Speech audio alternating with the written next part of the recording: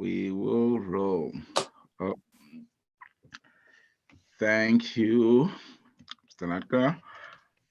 We'll again welcome all any of our public that is with us. It's after lunch here, and we'll continue with our meeting. I hope everybody have a nice lunch break. So we'll continue with 7.5 annual insurance reports. And I will defer that to Mr. Latka. Thank you. So a couple of years ago, the board put into its work plan to receive a report about the insurance program of the division. Administration then provides this on an annual basis. We do this in December for a couple of reasons. One is our renewal is done the beginning of November. And so it provides some context in that we've just renewed, so we know what our rates are going into the school year at that point in comparison to what they've had in terms of increases. And of course, the other reason for that is just for timing in terms of other activities and aligning with what we may be going into in terms of budgeting for the future year, and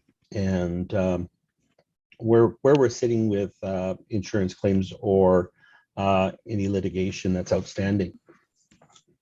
So I provided for you a summary table of the various kind of, without being specific about the particular policies, the generalities around the policies. So we do carry student accident insurance. That basically covers students while they're in activities if they are injured. So we may cover things like dental treatments, most commonly for an ambulance call, so that the parents aren't paying out of pocket for that. That there is an insurance program for those type of injuries while they're at school or while they're participating in a school activity, whether it's on-site or off-site. Our automobile policy covers any passenger vehicles that we have as a division or maintenance vehicles that we own or operate. So that policy also covers a number of our passenger vehicles that we have leased. Bond and crime is simply insurance in the event that there is employee theft or charges against theft or, against an employee. Cyber risk, that's an insurance policy that helps mitigate not necessarily our losses that we may realize if the division pays a vendor inappropriately or somebody posts a false invoice or gains access to our banking accounts. But what it does do is mitigate risks around if there was ransomware and we had to rebuild our electronic files. And if there was also aspects where we had a security breach and we had to look at how we administer any personal information that may have been released as a security breach.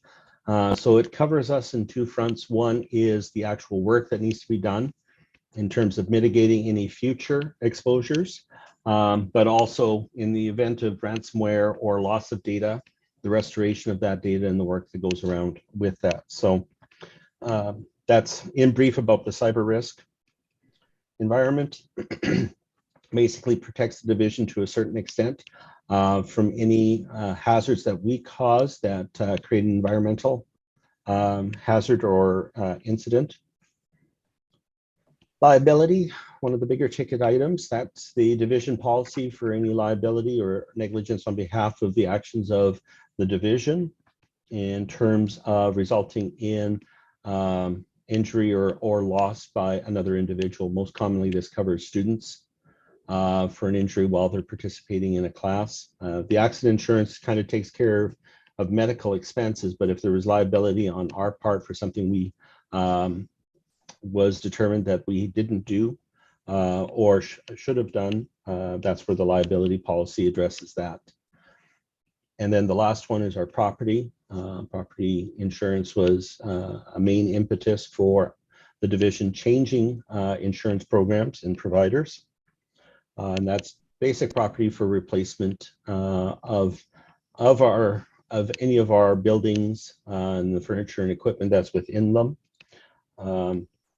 for the value and the extent. And all of those items are required by the Education Act that the board hold insurance to cover those as well as any other items. The Education Act doesn't speak specifically to cyber risk, but of course it's a risk that division has, given the amount of information and data that we have electronic, as well as some of our critical business processes that are done electronically, like payroll and payment of vendors.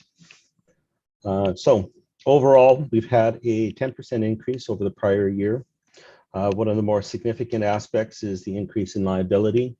And liability insurance will increase for two reasons. One is that it is based on the number of staff and students that we have. So if we have an increase in our enrollment, our liability insurance will go up naturally. It's not just impacted by the rate. The other thing is that we've also looked at our liability in terms of what we have with related parties. The most common one is our contract bus operators. We ask for them to maintain a certain level of liability insurance, but if something goes against them, we would be named in a lawsuit likely. And then if that's the case, if there is some factor that was also part of our responsibility as in engaging with the contractor, the division might be responsible for losses or damages, even though we're not directly responsible for the provision of services. So we had a recommendation to bump up our liability policy, and because we've tried to strike a balance to what we expect our contractors to have for liability and what we can carry as an organization, in addition to what the contractors have. So there are two components to that increase of our liability insurance.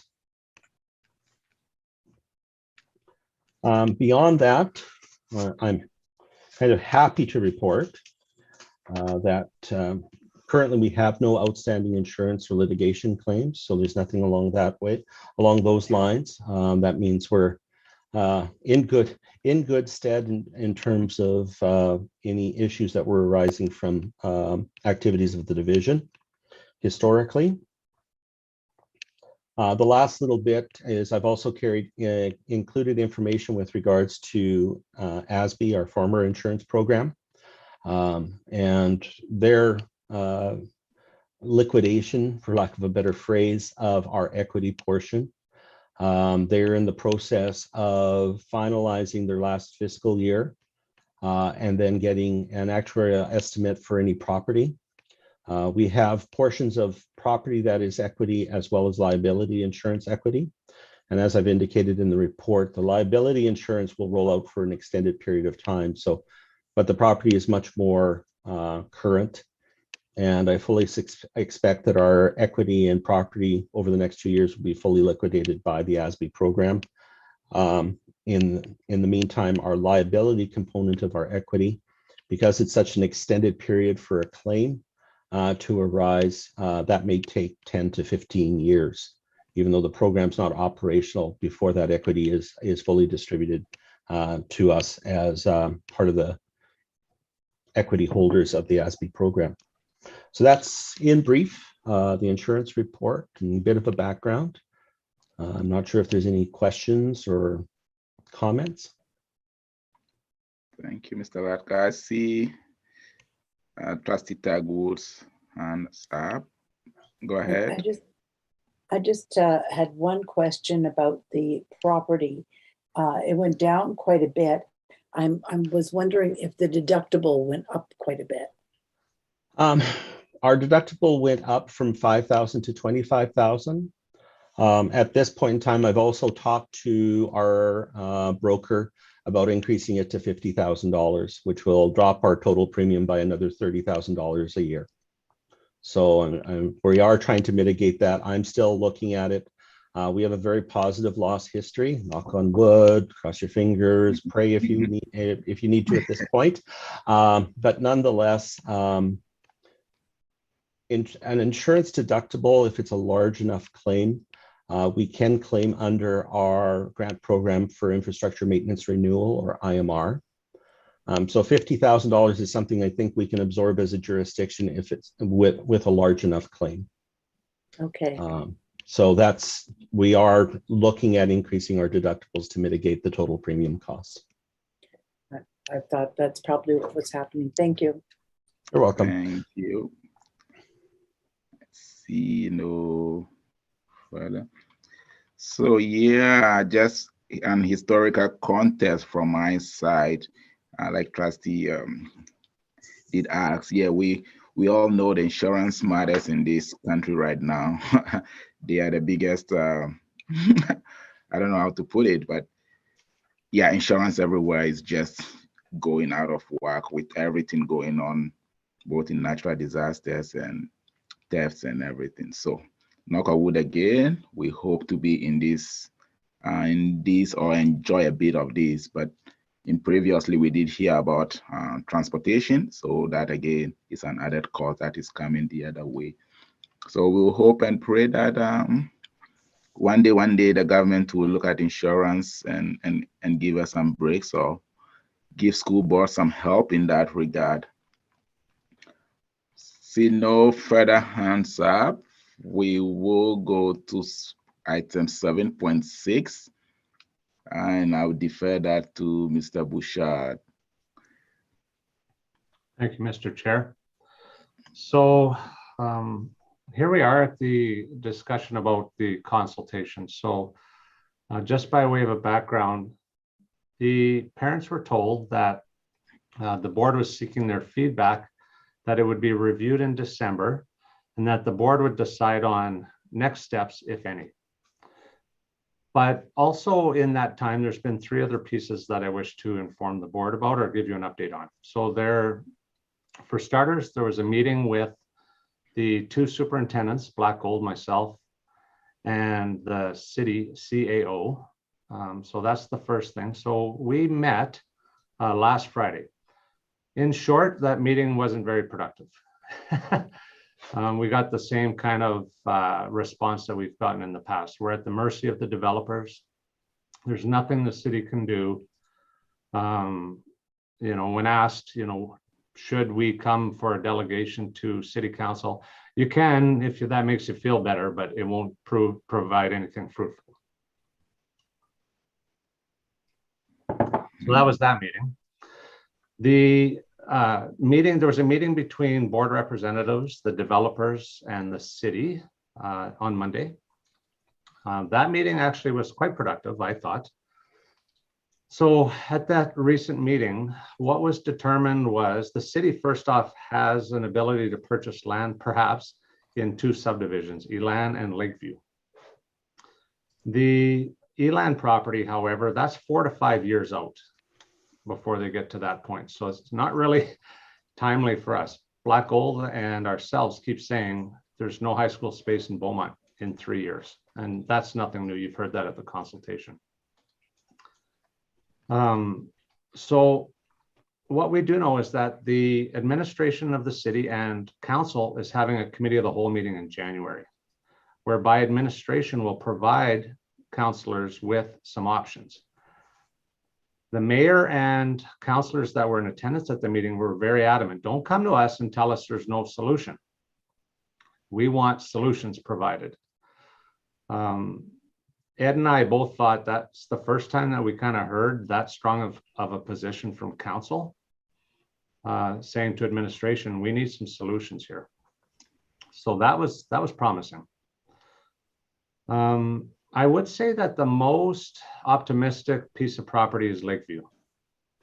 Specifically, the 80 acres that is the north part of Lakeview. Lakeview has 80 in the north, 80 acres in the south. And they're owned by different companies, different developers. Avilia is the north developer. They are quite ready to roll with their development.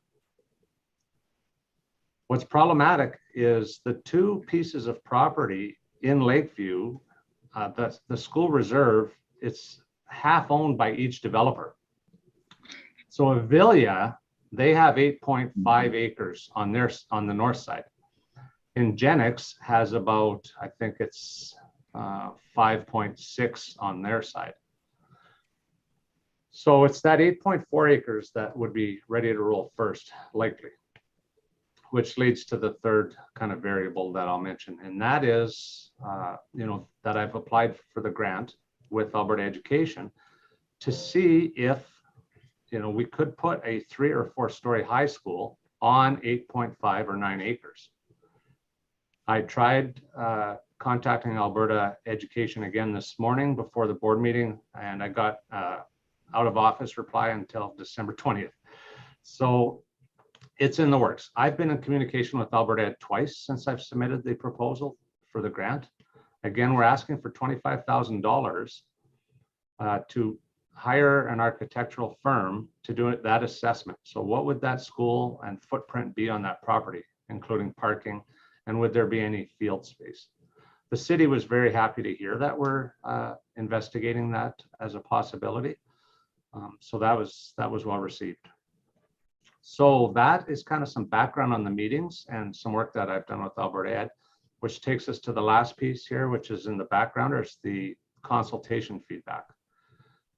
So in mid-November, we had 2 consultation evenings, as you are aware, and we followed that up with a survey to not only attendees, but to all parents of both schools.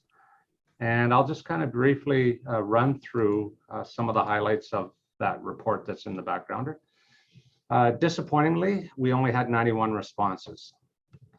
That's not a very good response rate, considering that there's over 600 possible respondees. So it's a 14% completion rate of families in both of those schools. However, the breakdown of respondees was pretty much the same, 50-50 between the 2 schools. When we asked the survey respondents how they came to get their background information, 70% said that they were not in attendance at the consultation. So we have to take it on good faith that they watched the webcast that was cached, but we don't know whether they watched the whole presentation. When asked whether we should do a reconfiguration, 54.9% said yes, and then 27.5% said no, and then there's another large chunk, 17.6%, that said they weren't sure. There's a variety of feedback. Some of the general suggestions for this Board of Trustees on how they should continue to advocate, some of them are valid options, some are not.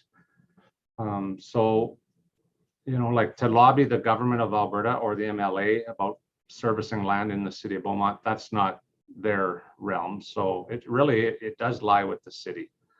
And MLA Rutherford has told us that, although he's sympathetic to the cause. But parents say continue to work with council. They say to continue advocacy efforts, try to partner with Black Gold if you can. Those are some of the key things. Regarding the reconfiguration, you do have before you a mixed bag. I think the people that are in favor of a reconfiguration list their rationale as that's how we're going to put pressure on the government as their main response. The main opposition to a reconfiguration, I would say, is it's not good for kids and learning. Don't sacrifice the learning to try to just advocate for a new school. And then there's a variety of other themes, but I guess my comment on the survey response is there's not a clear direction from parents. I don't think 54% is a real overwhelming majority of direction for the board, but I think the board now has quite a bit of information that I've shared over kind of those 4 pieces: the superintendent's CAO meeting, the developers city board meeting, the grant proposal, and the community consultation. So there's 4 pieces of information there that I think can assist you in having a discussion about some possible next steps. Are there any questions on any of those pieces?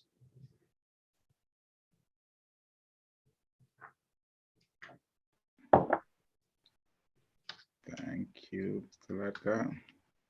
Yeah. Mr. Bouchard, any questions? Okay. I see no hands up. Okay, yeah. Trustee Telasawa, go ahead. Thank you, Mr. Chairman. Charlie, I was wondering, that's 667 respondents out of a possible 667.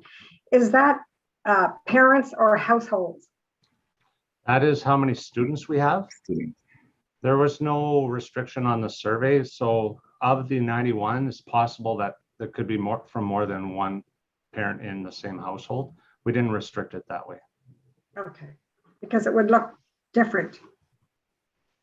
If we restricted it to one per household, but we didn't do that in the structure. So, did you say the mayor was, council was a little bit directive to administration this time? When is that meeting? January or February, right? They have a committee of the whole meeting in January. In January. Okay. And Lakeview, which is the biggest property, we're looking at 4 years out. No, Lake Elan is the property that's 4 to 5 years old. Lakeview, they're going to begin that project in the spring, I believe. In the spring. Okay. The north part for sure. The north part. Okay. So, folks, where do we go from here? I'll open that now. I see Trustee Tagwood signed up. Go ahead. I'm just hoping that we hear back on that application to build a 3 or 4 story school. There has been a few built. Father Lacombe's going to be 2-story, and I believe there was one to the south, Lethbridge, I think, that just completed a 3-story high school. I'm not sure if it was Lethbridge. So, I mean, there is a few happening, so I'm hoping that we'll hear soon about that. I don't know how else we can go forward. There are, just to that comment, Trustee Tugwood, there are some 3-story buildings in the province already, but there's 2 new 3-story and 4-story schools being built in the near future, one in Grand Prairie, one in South Edmonton. And those have been approved because the property is small. It's exactly the issue that we're facing. So that's what I'm trying to springboard on those 2 developments to say, okay, give us some seed money to see if we could put a school on that small property. Okay. So again, that does give us hope. Yeah, again, it's not approval for a school, it's approval to see if it would fit on that property, to hire an architect. Another piece that I will say is, again, they keep telling us that a partnership with Black Gold would be welcomed most favorably. However, that's a bit problematic. Monday, Black Gold was adamant they don't want a 3-story. They want nothing more than 2, which, doesn't bode well, for that piece. So I don't know if you're talking to your counterparts in Black Gold, and you may want to have a conversation about that, get more information. Right. So any further comments? Okay. So okay, yeah, go ahead, Trustee Sarah. Thank you, Mr. So what we're trying to determine is, do we go forward with the reconfiguration, or do we sit and wait and see if there's more hope? Is that basically where we are now? Yes. Yes. Well, but more Yes. people wanted it than didn't want it. So is that sufficient evidence to go forward?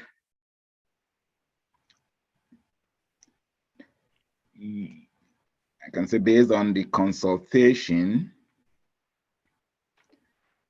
right, more people, but that is just the 54%, not overwhelmingly, right? So my this thing would be, we can wait and see into the next year. There's a meeting coming up, and the politicians have given administration some direction to bring solution to it in their car in January, right? We're waiting for some application money for some studies there.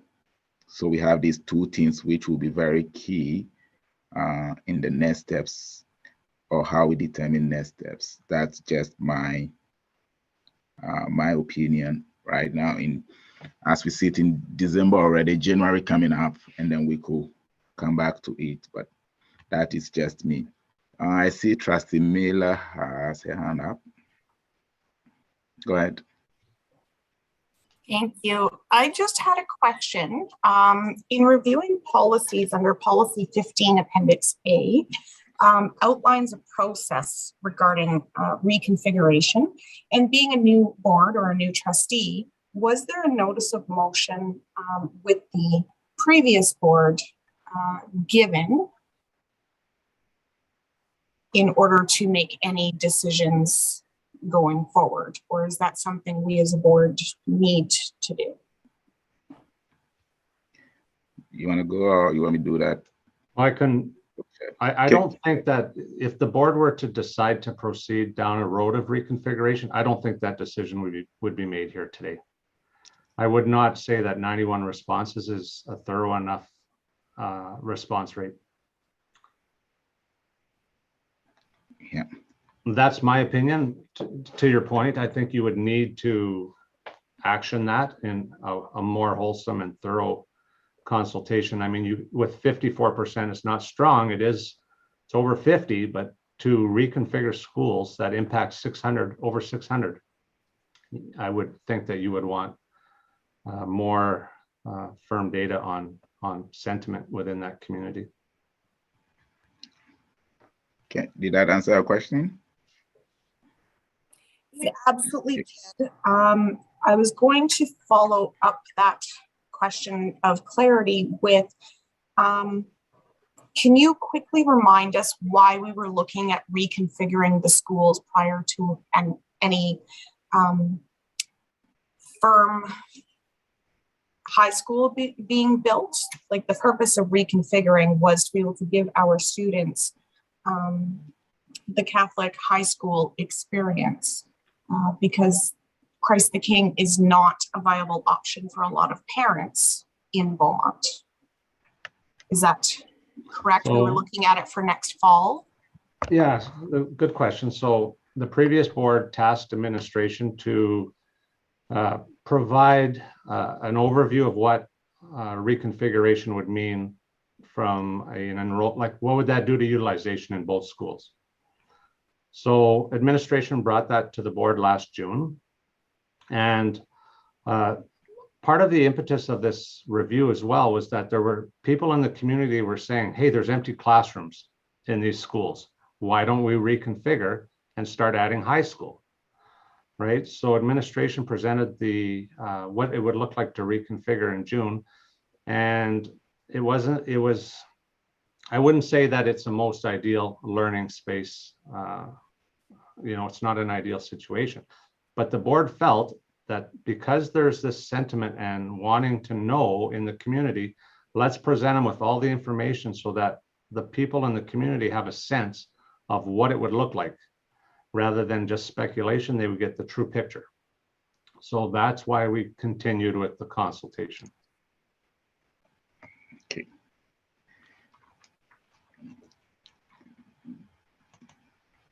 Did that answer your question back, Trustee Miller? Okay. So back to your question on Policy 15, we haven't made any determination of reconfiguration or anything, but should that be, then we will have to board motion it to proceed.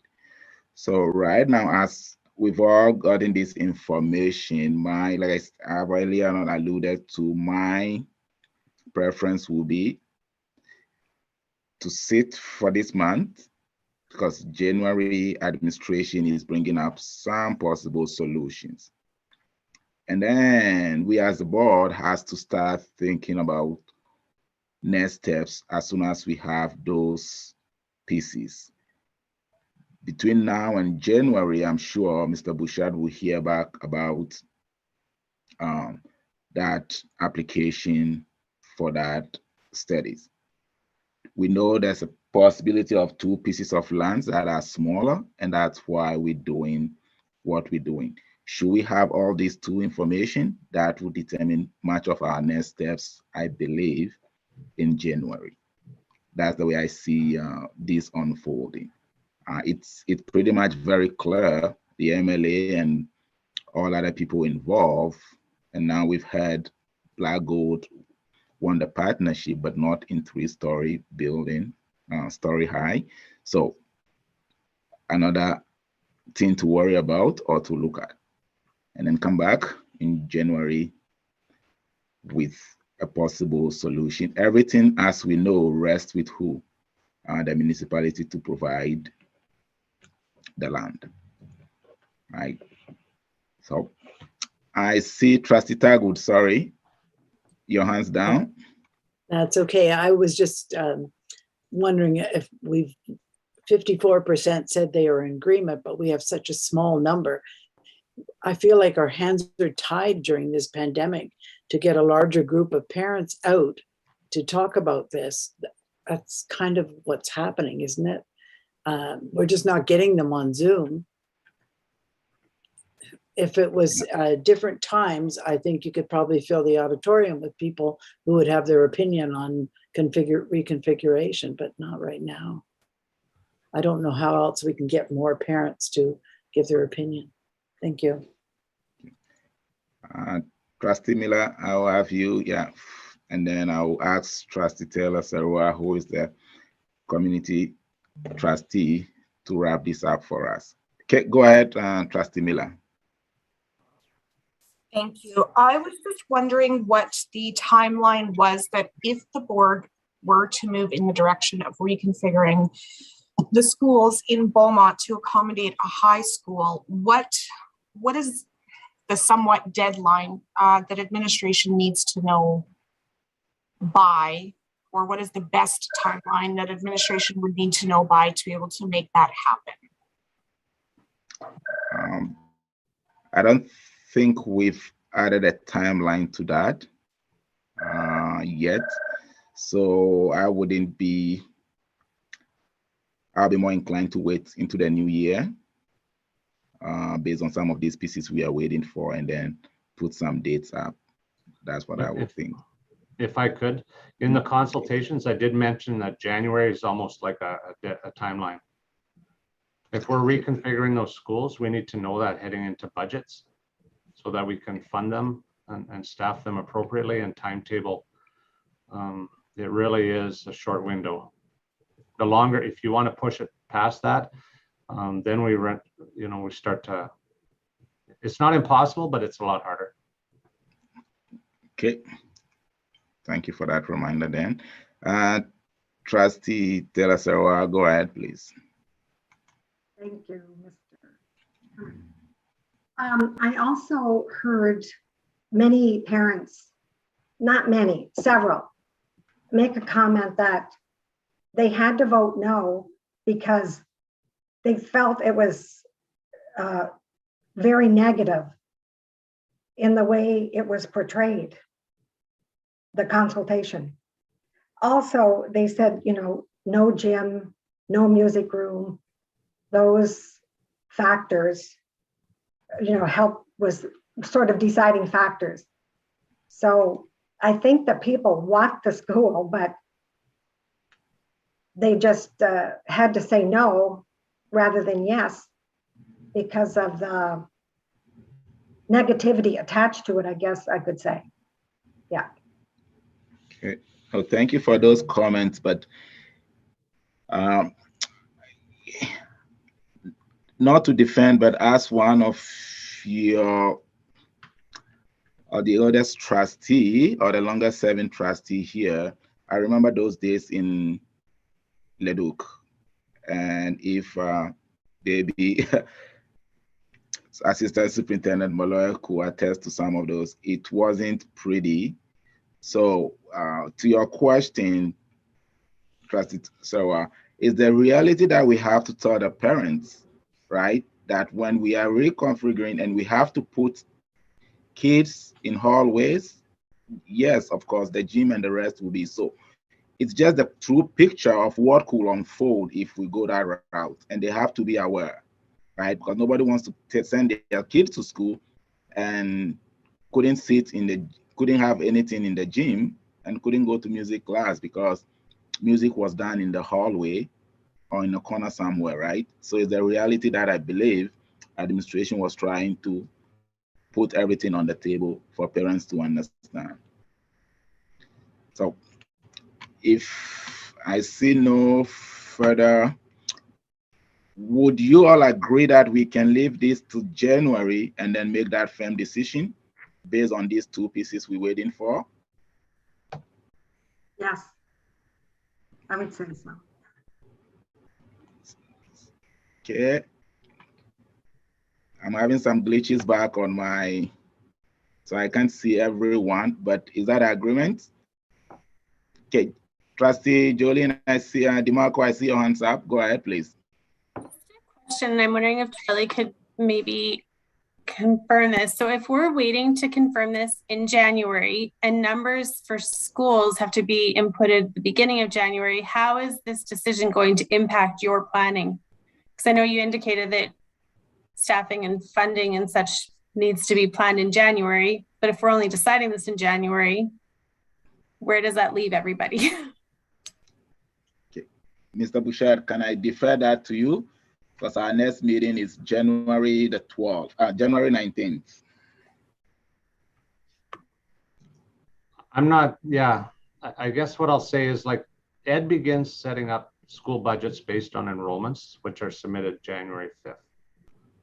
And then we have the budget pooling meeting, as I mentioned, on January 13th. And then we really wait for our numbers from the province. We get those usually in February, our funding allotment. If we were to offer grade 10 at Mother Duville, for example, we would have to find out from the grade 9s how many kids actually want to come to grade 10 at Mother Duville, and then build staffing and budget based on that. It really is a tight window, but I'll just be honest with you. What other information might you have in January that will point you towards reconfiguration? I'll ask that question back at you, because we'll hear about the possibly about the grant. I assume we will. You'll also hear back from the city, we're hoping, on their committee of the whole. I don't know how that lines up with your board meeting, but there'll be no further information on the reconfiguration by then. So if you want to just in January try to make a decision, you'll be no more informed than you are now regarding that. But then again, that is okay. I see Trustee Miller's hands up. Please go ahead. Thank you. So at this point, I feel conflicted about this issue because I understand the need and the want of education at that grade level. But I think based on the consultation that we've had, that there wasn't enough feedback on the reconfiguration. I understand that the reconfiguration has nothing to do necessarily with the build of a new high school, other than that's the reason for reconfiguration is providing high school. But based on the survey results and the consultation, I feel we need to consult further. There's budget, staffing, and enrollment implications. There's questions of, will we lose students in the meantime if we do reconfigure because of constraints, physical space constraints in schools, before we even get the promise of a high school. my feeling on this is we understand that the parents want this for their students for high school. But if we are going to make this decision that affects the students in many ways, that maybe we should explore this further and look at the 2023-24 year for the reconfiguration. And we will know much better where we stand in regards to receiving a high school. And it might allow that reconfiguration to actually flow directly into the build of a new high school, if that's where we are at this time. But I think making the decision to reconfigure, looking at the policy 15 in the appendix A, we need to give 12 weeks notice of motion. So if we were going to make that decision, that's why I asked, has there been a notice of motion? Because once that notice is given, we need to wait 12 weeks before we actually make that decision. That's why I was that, and maybe I'm wrong on that and I'm reading it wrong.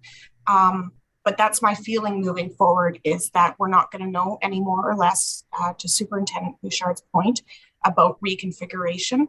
We understand what the parents want, but at this point, I don't think we're ready to make that decision to actually go ahead and reconfigure those schools for this year. Thank you for those comments. And that again was my thoughts, that if we rush this and we don't have it flow organically or naturally, as we know, if administration come in their car and they say, okay, this is what we have, and this is the land we can provide. It's a smaller land, and one of you need to decide, either between you and Black Gold, this is where we have a spot for you. We have that grant to see, yes, are we going to build a 2-3 story? Is that visible on a 4.4 acre lot? For sure. Then when we go back, based on our own policy to notify the community, this is what we have coming, we will be moving forward in reconfiguration to flow into a high school. Because we don't want to have we don't want upset parents not having enough time to plan. Right? Enough time to plan. We've already told them kids will be in gym, they will be here, they will be all over the place. They'll make those decisions for their family as they move along.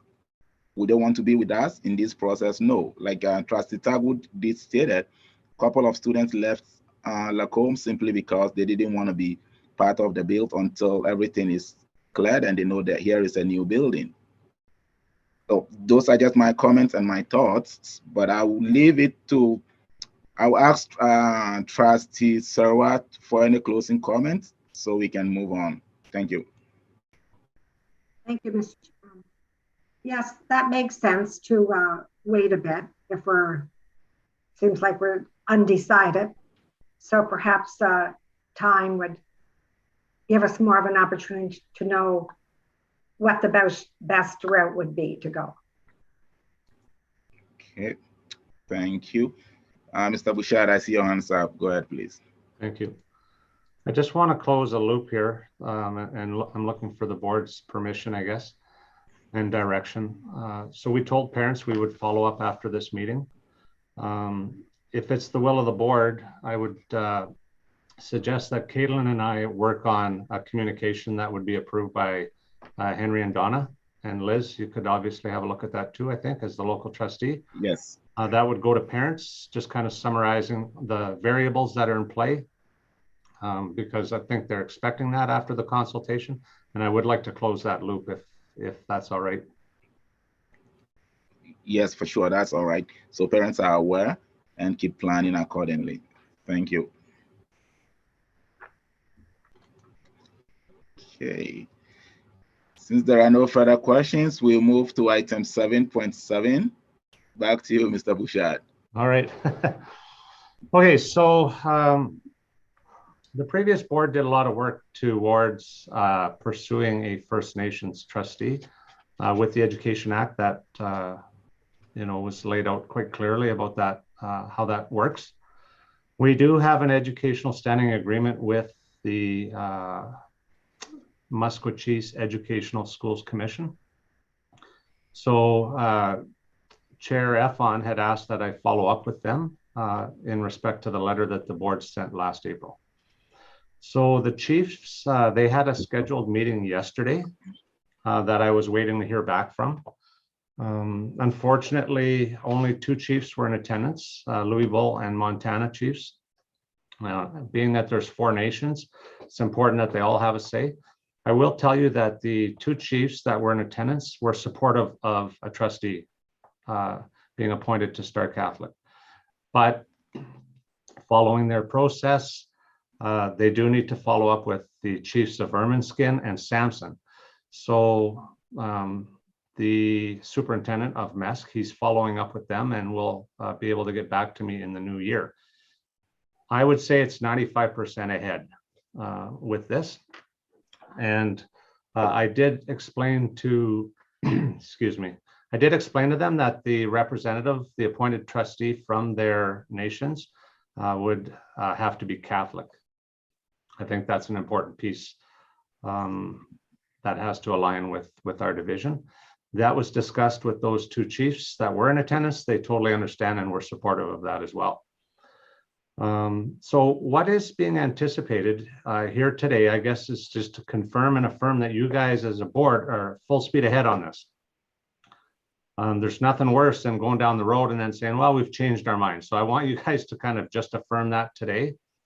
But further, just what you can expect is in February or March, assuming that the other 2 chiefs are on board, they want to call our board and theirs for a meeting. They would provide us with protocol, and then they would want to meet with us to formalize that process. So that's a February-March meeting. They also said that because we have an educational standing agreement, they want to meet with us, Wetaskiwin and Wolf Creek. They, as an educational community, meet once a year where they share the results of how their students are doing.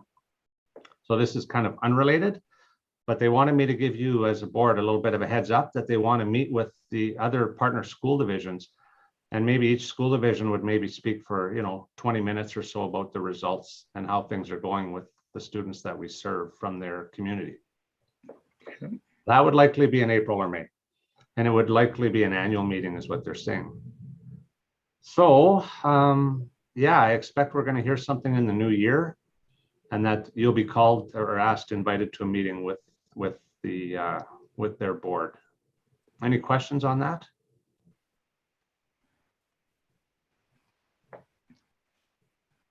Okay, I see Trustee Tagwood, your hand's up. So when you say you're meeting with the other Wolf Creek and Wetaskiwin, that would be the superintendents, not the full boards, I would hope. They weren't clear on that piece. They weren't clear. Okay. Mm-hmm. Okay. I just thought if it was 3 full boards plus their board, that's a lot of people. It is, yeah. Yeah. Okay, so Okay, thank we'll you. wait for that clarification. Thank you. So my question to the board is, this is what was in motion before the election, and we are continuing in that path. If anybody have any objection, we would like to hear that now. Like Mr. Bouchard is alluded to, we don't want to wait until the last minute before we hear any comments. Okay, Trustee Miller, I see your hands up. Thank you. This is not in opposition at all. I just wanted to make a comment about my full support in this area. And I really think it's important that when we are making decisions, that this is an area that we consider moving forward. And I really hope that a trustee is appointed that would be able to help us move in that direction. Thank you for those comments. Okay. So, Mr. Bouchard, I see no. Oh, Trustee Tagwood, go ahead. I was just wondering, Mr. Superintendent, did you want a motion on this as to going forward, or are you just do a general agreement? It's in policy that you can have this. I just want to make sure that there's no strong opposition to moving further in this direction, because I think we would severely damage the relationship if they got all 4 chiefs on board and then we said, well, thanks, but no thanks. So I guess I'm just looking, maybe it's a straw poll would Well, suffice. I am certainly in agreement with going ahead, and Dawn just said she was too, so there's Okay. two of us. I see Trustee Leonard's hands up. I would also be in support of it, but also to Charlie's point, I think that the Catholic aspect is key. And if the other two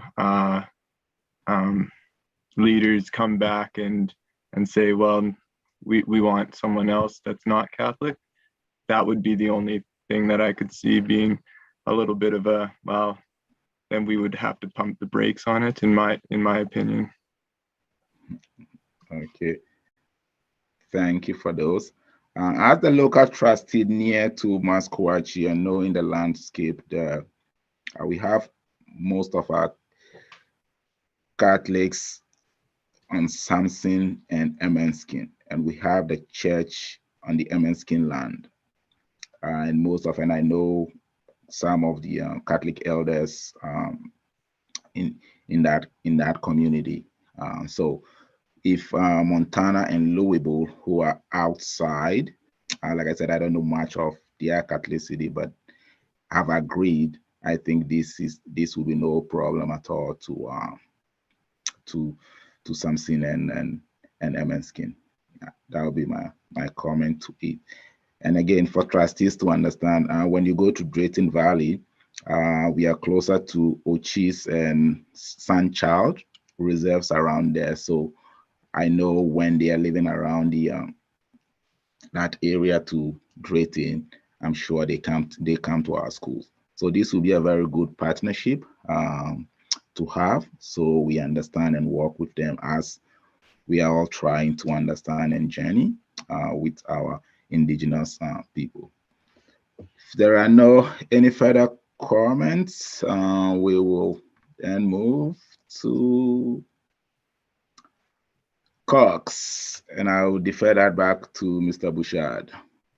Thank you, Mr. Chair. So because this meeting will be upon us in no time, we need to have a conversation. The meeting for the Council of School Councils is scheduled for January 27th at 4 o'clock. And that's in your calendar. Here are a couple of variables that I want to bring to your attention. That meeting originally was set as a dinner meeting, and that's why you have a 4 o'clock start. Just kind of observing the landscape of COVID over the last 2 weeks, I'm not sure that that's going to happen in person. So I think we can maybe assume that the meeting is best planned to be virtual. So then I think you need maybe to have some discussion, or I would suggest you have some discussion on a start time and some possible agenda items. We need to invite the school councils with a firm time. And that's why I can't wait until the January board meeting. And that's why I presented here today. So I'll turn that over to you for some possible conversation around time and format and agenda. Okay, thank you, Mr. Bouchard. I'll open this up for our discussion now. And sorry, I have a black, for some reason, my camera is all gone again, but I can see hands on the participant section, so bear with me. I see Trustee Tagwood's hands up. I was Go just ahead. going to say a lot of the school councils, at least our school councils that I attend here, most of the people are working people. And so our school councils are usually 6:30. I know that would be keeping Mr. Bouchard late and our assistants late, but perhaps we're better off to have it say at 6 or 6:30 to capture more of the school council people. See what other people think of that. Okay, thank you for those startup comments. Okay, I see no. Okay, yeah, I see Trustee Miller. Go ahead. Thank you, Chair. I agree with the 6:30 start, and I appreciate the consideration that we are working with parents in this area. As far as agenda items, I would like to see school council initiated agenda items rather than board initiated agenda items. Okay. Thank you. Trustee Sarata, why are you? Did you put your hand back down? I put my hand back down, Mr. Chair, because I thought 4 o'clock worked really well. And if people work till 3 or 3:30, 4 o'clock might be a good time. That's my preference, but I will attend regardless. Okay, thank you. Mr. Bouchard. Just regarding Trustee Miller's comments, just historically, I will mention that we've always invited the school councils to provide agenda items. Executive Assistant Beaupre will attest that the response is usually quite sparse, but I think the invitation is well suited and it should happen. But I will say though that it typically has been a combination of, okay, what does the board wish to engage with the school councils with?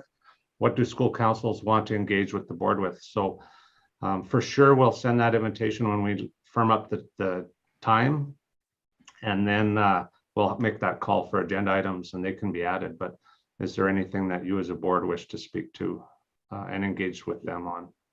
Thank you. Thank you for that. Okay, I see your hand up again, Ms. Trustee Miller. Go ahead. Thank you. I appreciate the patience in this area because this is a passion area of mine, as many of you know.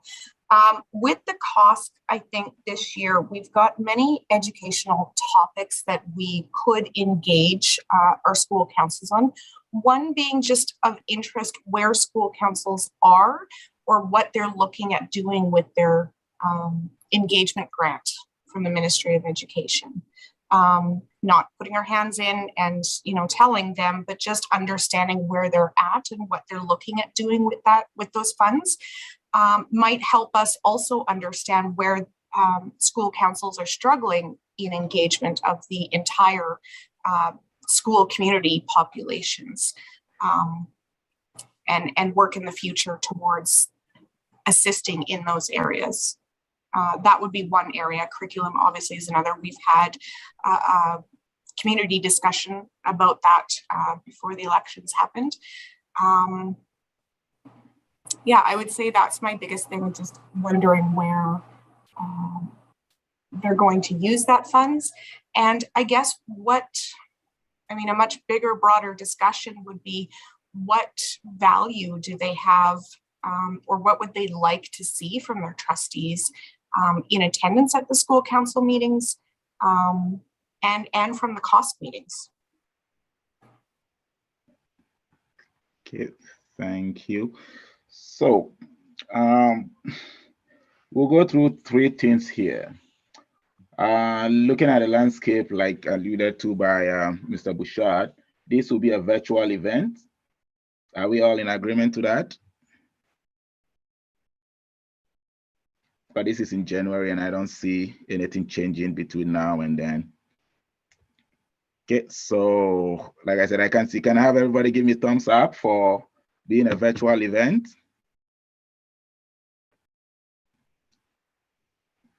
Okay. All right. So again, thumbs up for 6:30 start. Would that be? Okay, I can see the rest. I'm just seeing the honor. If you can put it in the chat, that would be great. So I know everybody is in that agreement on the straw vote. Jolene Chair, has I hers can- up too. I can see all hands. Do you want to ask the question again and maybe a hands up again? I can do a count. Yeah. Okay, virtual. This will be a virtual event. Okay. Yeah, The I majority see is in trust- support. Yeah. Majority is in support. Good. All right. Then I'm 6:30 start. 6:30 start. I see Jolene is thumbs up again I see 4 hands for 6:30. Yeah. for 6:30. Maybe a different time should be suggested if it's not working out for a couple of the trustees. Would it be better earlier, like 6? Would that make any difference, Trustee Linner?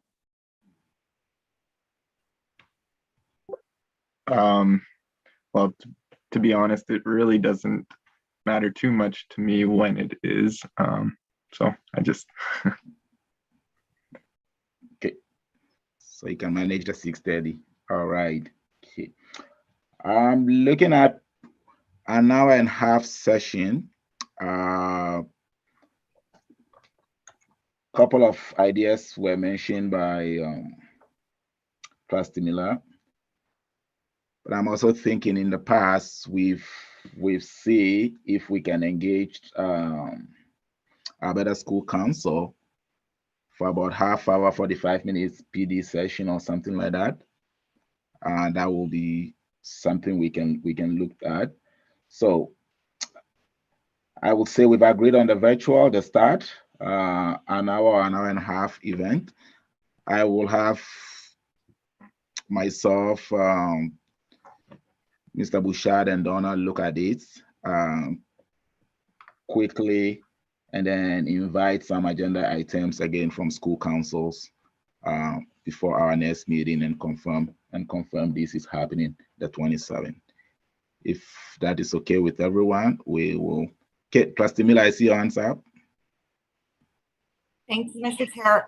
In regards to your comment about the Alberta School Councils Association's workshops, just a reminder that that would be at a cost. The workshops are no longer free. So just to keep that in consideration with budgets. So no longer free since some money was cut off there. Okay. Okay. We will. Maybe if I could just ask Trustee Miller, he might know better than I, but I'm not too aware of too many half-hour sessions. I think they've typically been an hour or an hour and a half. So yeah, that is correct. There really wouldn't be in that area for that timeline. Maybe next fall. Is what I would say if we're looking at that sort of professional development for the school councils. Mr. Chair, if I could make a comment as well, please. Please, go ahead.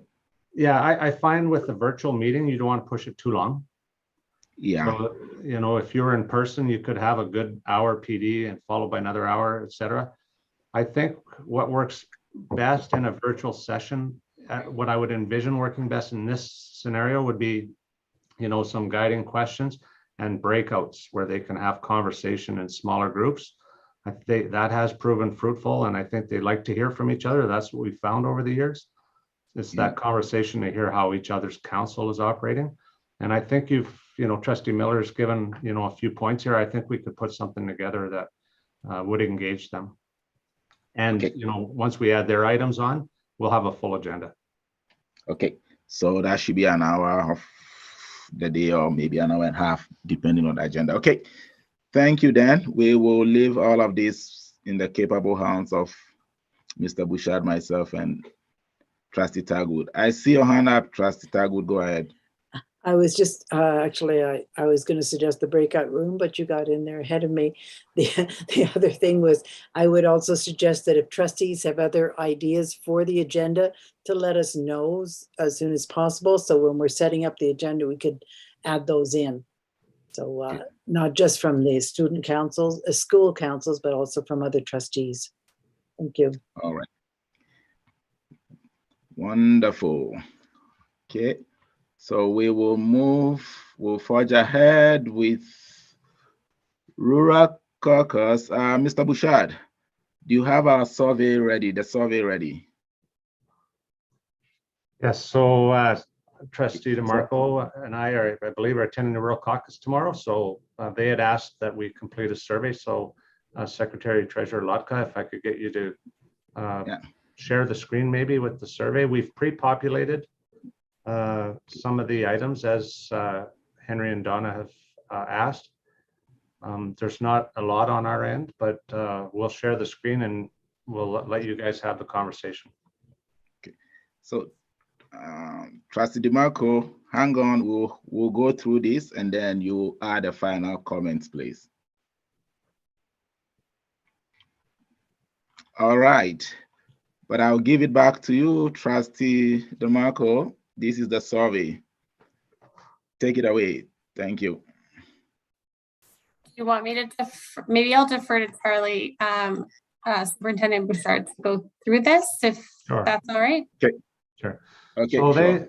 they're basically at, if you think of the purpose of the Rural Caucus is to bring issues to the government and to advocate on issues that are specific to rural areas. Now in Star Catholic, we're considered urban, which is a funny kind of a statement, but we have both urban and rural. So when we think rural, we're thinking really Drayton Valley, Ponoka, Wetaskiwin, and Lacombe. Wetaskiwin is, starting to get a little bit larger in size, but I think they would still fit in there. So what are the issues that we're seeing in those areas that may be advocated by this group? It's a group of trustees, to government, regarding our needs. So we pre-populated the one challenge that we find is most prevalent right now, and that's mental health. So you can see in the details there, we feel there's not an adequate amount of supports and interventions to meet the needs of those students in the rural areas. And it's specific to complex mental health needs. So it's not in the school, but outside of the school. So when we refer our students, who are having serious mental health issues, we hear from parents and from staff that they're on long wait lists. And even when they do get admitted to, or when they are seen and provided with service, sometimes it's only a counselor and once a week. And when you have children with these severe needs, it needs to be more frequent. So then they ask us, what are you doing about the challenge as an organization? Well, what we're doing is we're creating in-house as much support as we can. So we have our own in-house speech paths, occupational therapists. We have recently hired a student wellness worker that will begin in the new year. But again, that's spread amongst 11 schools and 4,500 students roughly. So it's not a lot. We also provide professional development to our staff on how, and EAs, teachers and EAs, on how to respond to these students and to plug them into the appropriate supports. Our family school liaison workers are also part of that web. So that's kind of what we're doing. Now, if you scroll down a little more, what would be a solution? I'm not sure that we have control over that, but I think it would be external agencies like mental health, et cetera, to have services in those communities. That's the main challenge that we see that's specific to rural needs right now. So I'll turn it back over to you, Trustee DeMarco, and Chair F on. Thank you. Would advocating to have mental health supports be a solution? Like advocacy, I feel like that's an answer to everything, but it's not really an answer. Yeah, I think it could be listed.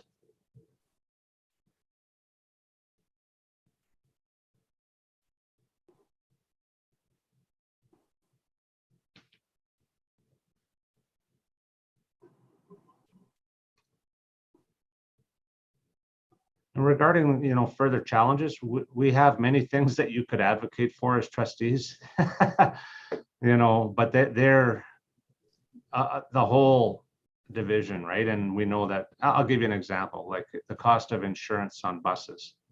That's not just specific to rural divisions. Everybody's having an issue with that. So I think your proper advocacy for those kind of items is ASBA.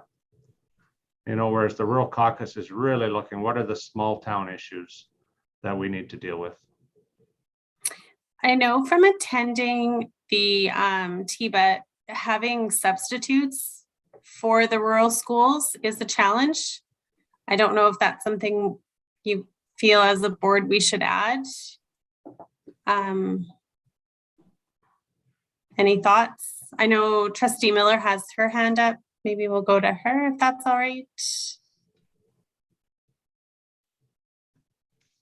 Thank you. I was actually going to comment on the mental health solutions. A bit, to me, the solution is dedicated funding for a mental health professional in every school in Alberta. That's the solution, big or small, whether it happens or not, right? But, well, one of the solutions, but that's the comment I was going to make on that one. Transportation time. You're absolutely right, Trustee DeMarco, the substitutes, and the retention of students in smaller communities. I would be careful about the retention of students, Trustee Miller. We don't have that issue in our schools. Okay. In our rural schools, we actually we capture quite a bit of the market, so. Okay. And they seem to stay with us. Thank you for clarifying that. Yeah. It might be more of an issue in our urban schools. I do think recruitment of subs is something that we do here, so I think that's a good idea. I don't know if it's recruitment of certificated sub teachers or just having enough substitute teachers. You could look, is it a recruitment issue? Yeah. Production and retention possibly. Mm-hmm. Do we want to finish this challenge then with maybe some details of it and possible solutions? I don't know about a solution, that's the challenge, but. I see a solution in working in the industry. Most of our mental health therapists or professionals have no incentives in the rural areas.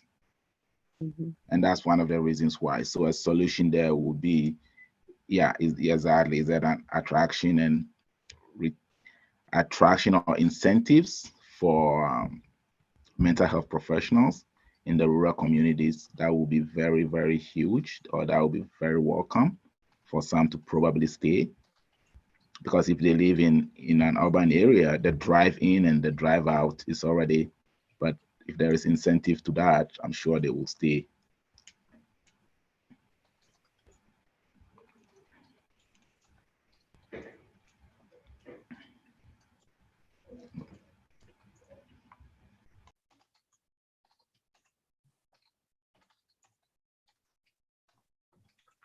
So I think, I'm not sure what your familiarity with the substitute teacher issue in our rural communities, but quite often they're retired teachers. They're teachers who are at home with young children and choose to sub as part-time work. But we typically don't have people move to those communities to be substitute teachers. You will have teachers in Edmonton, they are on the sub list, they work almost every day. And they're working their way to be on the permanent list where they can get a job with the city. You will not get teachers to move to a rural community to just be a sub. That's pretty rare. They may start off as subs because they move there with a significant other. So they sub until they can get full-time work, or they want to be part-time. So that's the challenge of the substitute situation as we've experienced in those communities.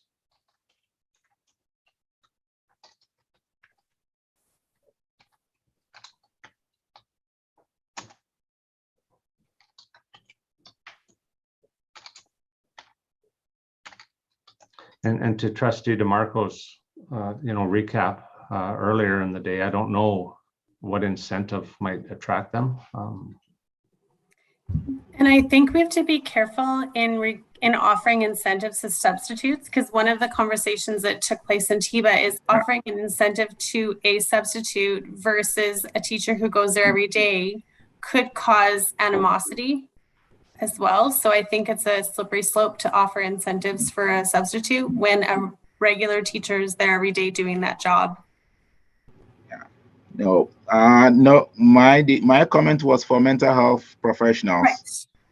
Yeah, that's why I was looking for possible incentives for them, because they are a limited pool. and unlike the rural areas, because there's not much there, they say. So, okay.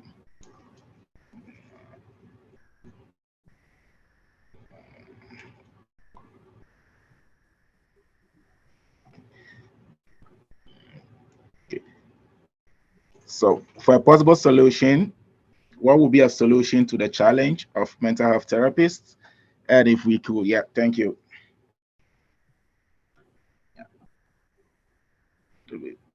Yeah, maybe rural incentives for mental health professionals will be one solution. Yeah.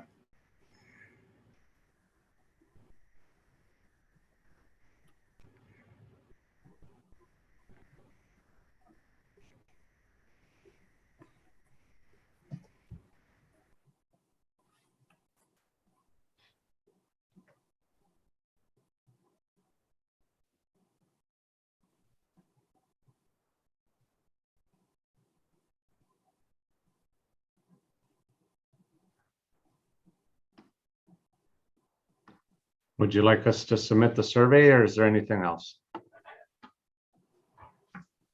There are no any other comments?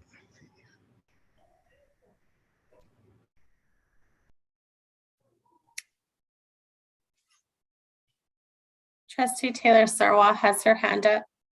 Yes, Yeah, go ahead. thank you. I was just going to mention where you say attracting non-retired teachers. That sounds like we don't want retired people. Where is that? Challenge 2.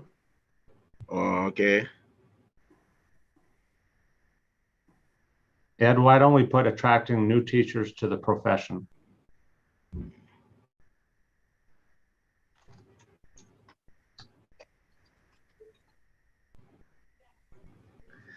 All right.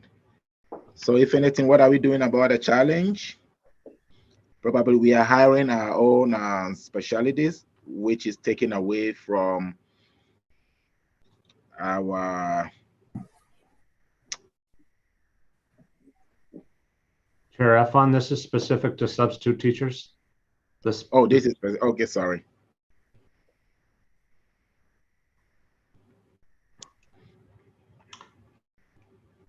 I think we could put on here, we have continuous advertisements for subs.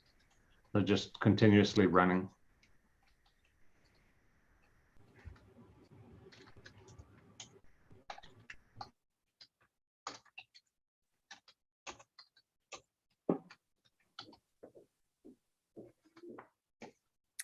I think we just need to adjust the wording on the details of challenge 2 as well. That second sentence, attracting new teachers to the profession is limited.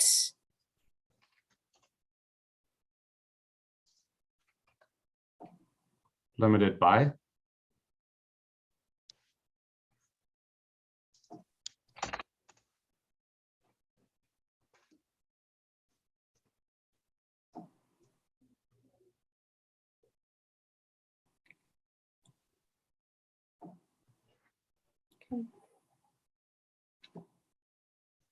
I know Trustee Miller mentioned the time that students spend on a bus, which I know you said busing is an issue with other areas, but is that something that we should address? Is time spent that students are spending on a bus? Like the time that they have to travel to get to school? Secretary Treasurer Lotka, do you have any comment on that?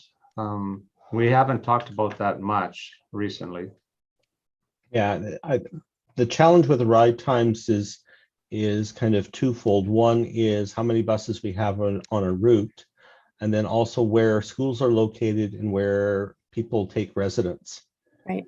And if somebody is in a remote area where the direct route to a community is 45 minutes, the minute we add even 2 or 3 stops, suddenly the ride time becomes an hour.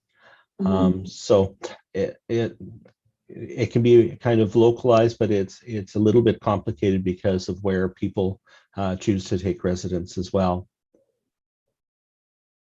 Do we know the time that the longest time a student is on a bus? I don't have that on the top of my head, but I would it would be more than an hour in our division. If my memory is right, the last we discussed, what about an hour, 23 or 24 minutes? That is, if you are a student at Sacred Heart and you were coming right away from behind Highway 2 around Pigeon Lake area. Right, and then I believe Drayton Valley have one of the longest coming from the west of it or the east of it. Not sure. I'd have to look at my statistics for each of the bus routes and runs, but we do keep track of that. Yeah. I mean, I think that's, like you indicated with residents, I think that's a very difficult challenge to resolve, because if you're providing busing, there does have to come into play that you're not going to be the only child on a bus going from your house to the school. But at the same time, that's a very long portion of someone's day to be on a bus for that long. Yeah. Well, and then as we're finding now, the ability and supply of bus drivers, which is also being brought up provincially, province-wide, because we can get a bus doesn't mean we have a driver to put behind the wheel. Yeah. So like I said, there's a number of factors that go into ride times that can possibly be addressed, but not always be addressed. Yeah. No. And I think some of the factors that can be addressed are issues that are province-wide and not unique necessarily to rural areas. Right. Okay. Okay. Any other comments or ideas on this survey? Okay. Sorry, Trustee Taylor Sarwa has her hand up. Okay. Go ahead. I'm sorry, I just forgot to take it down. Your hand will be tired. Okay. All right. Do you have any solutions proposed or suggested solutions for substitute teachers?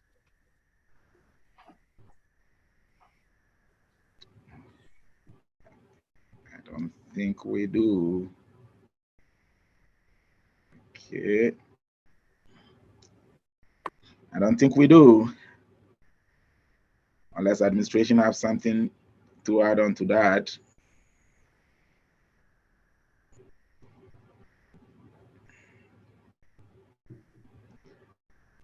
Okay, we'll move forward.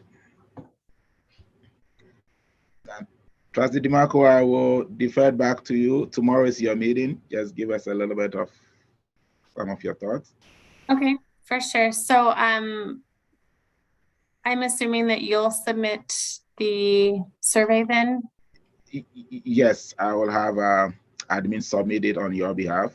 Thank you. After we're done here. Thank you. The only other topic to discuss is there was a couple, 3 actually now, nominations put forth for the executive position. So I know Chair Efan and I spoke briefly regarding that. If you have any thoughts on which direction we should vote for the directors, there are 3 positions. There's 3 nominations that I've seen come forth. So I believe they'll likely be those people that get the position. But if it does come down to a vote, if you could let me know if there's one of the nominees that you know or have experience working with, that would be great. Okay, just to comment on that, Dwight from St. Paul was on ACSTA with me, and we did he's been on there about 2 years as well. So I know him and we've done some work together. Other than that, the rest of the new directors, I have no idea. So read the bios, and then, like you said, at the meeting, definitely there'll be some comments and they'll give some brief introductions and you go from there. Sounds good. Unless anyone knows anybody on that, yeah, can give you a call and say something. Thank you. You're welcome. All right. So, sister board and municipal meetings, municipalities. Mr. Bouchard, do you know if we have some invites or we've made some? I know Witherspoon was proposing something. Do you have any further information with regard to that? So we've put out those, nothing's been finalized. Okay. But Okay. again, it's just, if you would like us to organize something for the municipality, that would be decided here. And typically it's the board chair, the local trustee, and the superintendent that attend. Yes. And we haven't met Probably- every year. It's been sporadic. Yeah. And since COVID, I don't think we met except Lacombe and Beaumont because of the capital planning in these two areas. Am I right? Okay, Trustee DeMarco, I see your hands up.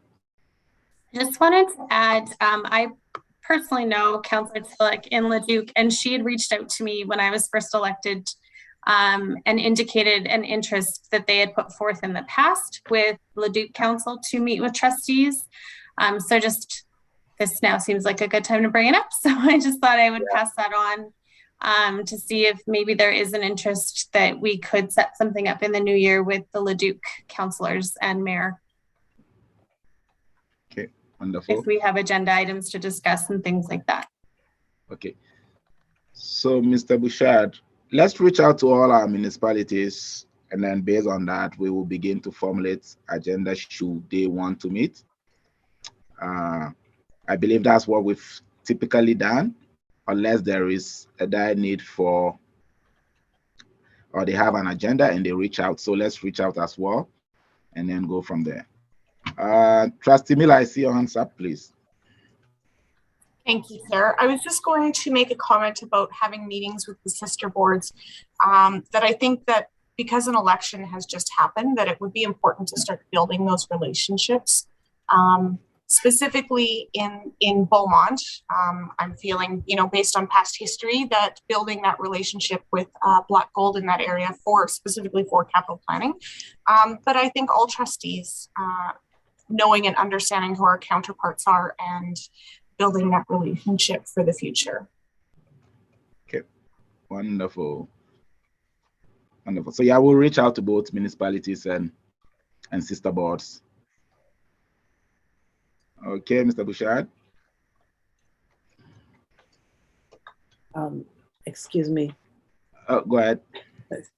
I was just going to say, with the new school, the grand opening, hopefully in September, that to be just before then, we might want to have something with the Lacombe Town Council, or I'm not sure if we will, to invite them or to talk about traffic issues or anything else that might be coming up with the new school. I'm not sure. I'm sure once that is all ready, definitely they will be invited to the grand opening, just like the when we broke ground as well. So definitely we will do that. They were part of the journey here, so we will celebrate with them. But Mr. Bouchard and Secretary Brope will formulate some of these meetings, and then we'll find the agenda items and move forward. Okay. There are no questions. We will. Oh, sorry. Are there any other questions to these meetings? No. Okay. 7.11. We're getting there, right? Do we want to wrap this up or take 5 minutes or keep moving, please? Keep moving? My vote would be for 5 minutes, but I'm willing to keep moving if everyone else wants to do that. Okay. All right, let's take 10. Then we'll be back. And I'm gonna log out and come back in so I can see everybody. I'm pitch black on my screen. Okay.